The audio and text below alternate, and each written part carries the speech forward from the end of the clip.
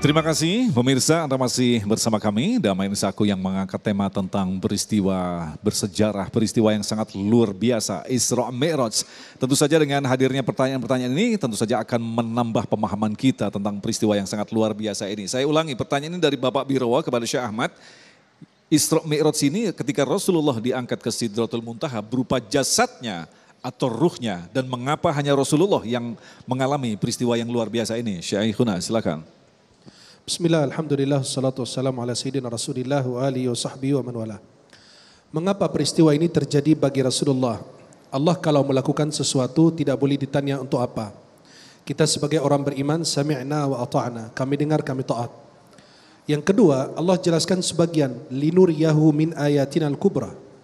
Peristiwa seperti yang disampaikan Buya tadi, peristiwa yang besar akan diberikan dan terjadi bagi orang yang besar.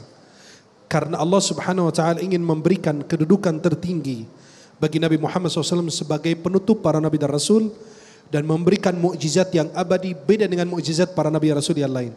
Mukjizat Nabi Musa, Nabi Isa, Nabi Ibrahim tidak ada. Hanya mukjizat Nabi Muhammad abadi. Dan Nabi Muhammad SAW, kemuliaan untuk beliau Allah hidupkan para nabi dan rasul. Dalam riwayat Nabi SAW 124.000 nabi dan 310 rasul. Itu buat apa? Untuk memuliakan Nabi Muhammad. Dan bersumpah dalam Al-Quran dengan umur Nabi Muhammad. Jadi tidak pernah terjadi bagi Nabi dan Rasul yang lain. Panggilan Allah kepada Nabi yang lain, ya Adam, ya Nuh, ya Ibrahim, ya Yahya, ya Isa, ya Musa, ya Daud dalam Al-Quran. Tapi kalau Nabi Muhammad, ya Ayuhan Nabi, ya Ayuhan Rasul, ya Al-Muzammil, ya Al-Mudathir. Kalau dipanggil Muhammad, di belakangnya ada Rasulullah.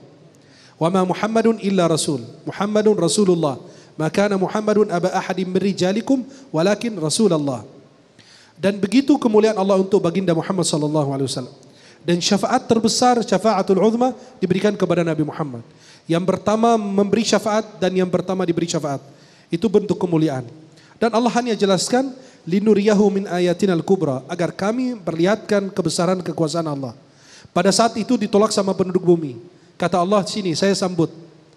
Kemudian subhanallah, pada saat setiap Nabi memasuki langit 1 sampai langit 7, langit itu ditutup. Kan Allah tahu Nabi datang. Kenapa enggak dibuka? Sebagaimana kalau ada tamu, Pak saya sudah di depan rumah. Biasa kita buka pintu, betul? Halo? Kalau ada tamu di depan rumah, dia udah, Pak saya sudah di depan gang, kita buka pintu. Kenapa Allah tidak buka pintu langit? Pada saat langit 1 sampai langit 7, Jibril minta izin dibukakan langit.